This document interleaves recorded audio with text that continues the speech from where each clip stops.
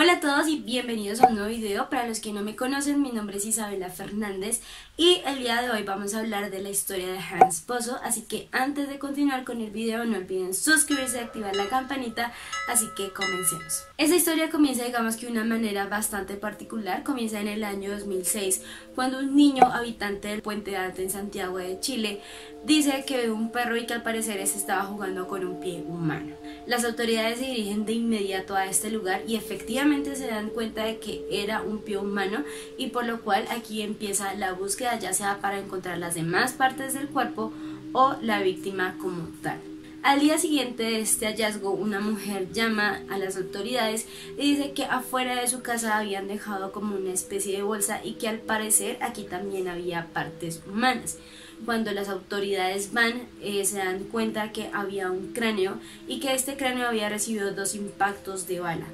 Además también que la parte como de la nariz, la persona o el homicida había querido quitar la nariz. Al día siguiente las autoridades encontraron otra bolsa y esta tenía todas las extremidades, pero les habían quitado las manos y los pies. Además aquí también se dieron cuenta que la víctima tenía alrededor de 4 tatuajes y que el homicida o el criminal los había quitado, excepto uno que tenía en su brazo, y este tenía forma de cupido sin alas. Pero digamos que este homicidio fue bastante perturbador para todo Chile, pues no era fácil saber que en cualquier lado se podían encontrar una parte humana, y es así como es bastante mediático este homicidio, porque la gente prácticamente estaba esperando qué parte del cuerpo se iba a encontrar el día de hoy. Pero a las autoridades les parecía como bastante extraño, porque las partes siempre estaban como cerca del mismo lugar, y además pues que ya no estaban hablando de que tal vez no hubieran buscado bien, sino que era como si alguien los hubiera colocado a propósito. Al pasar los días, después 2 mujeres recolectoras de plástico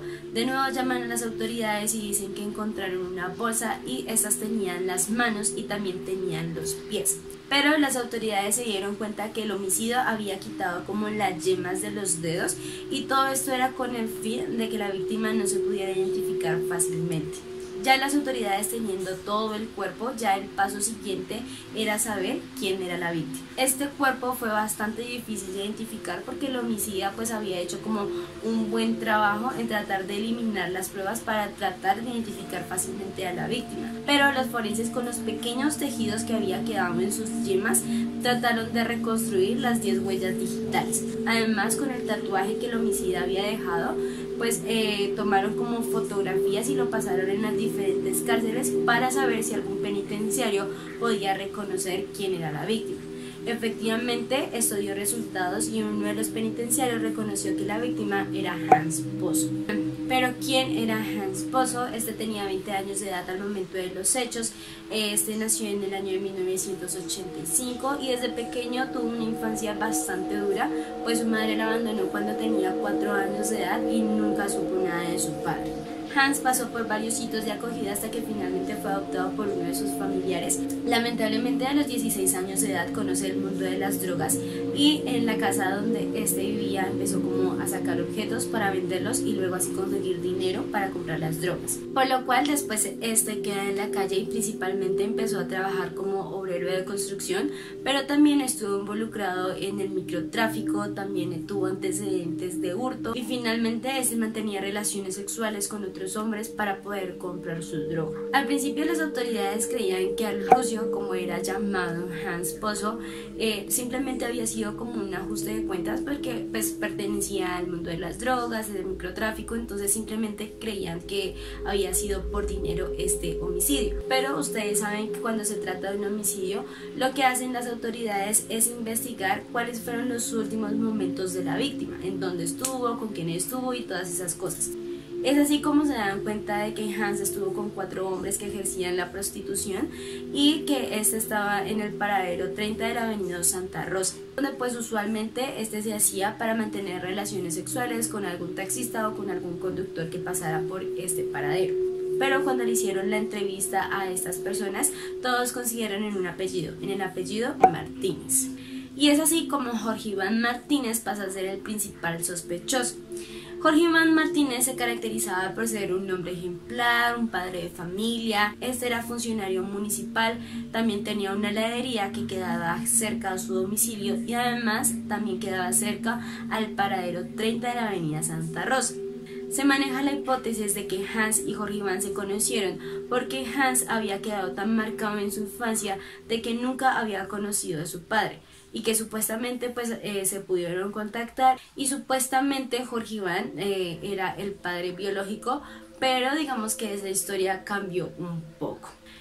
El día que las autoridades se dirigen al domicilio de Jorge Iván, pues este no se encontraba y simplemente le dejaron la notificación de que este tenía que acercarse para dar unas declaraciones. Pero después aquí las autoridades se dieron cuenta que efectivamente Hans y Jorge Iván mantenían una relación, pero no era una relación padre-hijo, sino que era una relación prácticamente sentimental o una relación sexual. Pues al parecer Jorge Iván le daba dinero a Hans para mantener relaciones sexuales y también para que éste mantuviera el silencio. Pues como lo dije, Jorge Iván era una persona bastante ejemplar, entonces no quería que nadie de su familia ni de la sociedad se enteraran de que éste tenía una relación extramatrimonial. Hans al parecer empezó a pedirle más dinero, empezó a extorsionar a Jorge Iván y pues este ya no podía seguirle pagando, por lo cual tomó justicia por sus propias manos. Supuestamente Jorge Iván mató de 2 disparos a Hans en la cabeza, había llevado su cuerpo en la camioneta y que supuestamente lo había descuartizado en la heladería. Efectivamente las autoridades concluyeron de que Hans había sido refrigerado antes de ser abandonado por el sector de Puente Alto,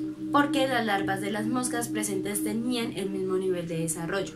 Esto hacía pensar que el cuerpo de Hans Pozo tenía que haber estado refrigerado antes de ser abandonado y además por el tamaño de Hans pues no podía estar en un refrigerador normal o uno casero, sino que tenía que ser uno industrial.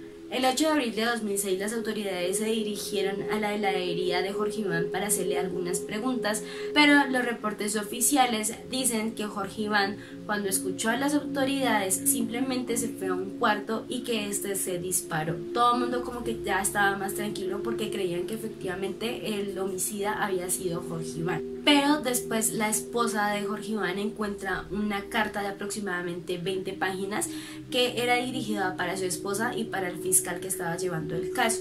Aquí explicaba el tipo de relación que mantenía y qué era lo que había realmente pasado. Supuestamente este le había dicho a Hans que efectivamente él era el padre biológico, pero que Hans empezó a pedirle dinero a cambio de no decir nada, de mantener todo en silencio y que simplemente Jorge Iván pues había cansado de eso, pero que Jorge Iván pues había cansado de esta situación y lo que hizo fue contratar a 2 autoridades policiales para darle como un tipo de susto a Hans, pero lo que aquí no estableció era quién eran esas 2 personas, simplemente dijo que eran 2 autoridades policiales, que la idea principal era darle un susto y que habían acordado con esas 2 autoridades era como llevarlo a un centro de reclusión, pero que su intención inicial nunca fue mandarlo a asesinar o matarlo por ningún motivo, pero que después de ver todas las noticias supo que realmente esto se había salido de control y que él estaba en problemas. Además de todo esto, después de estas 2 autoridades policiales empezaron a extorsionar también a Jorge Iván. Después de esto las autoridades empezaron a recolectar evidencias biológicas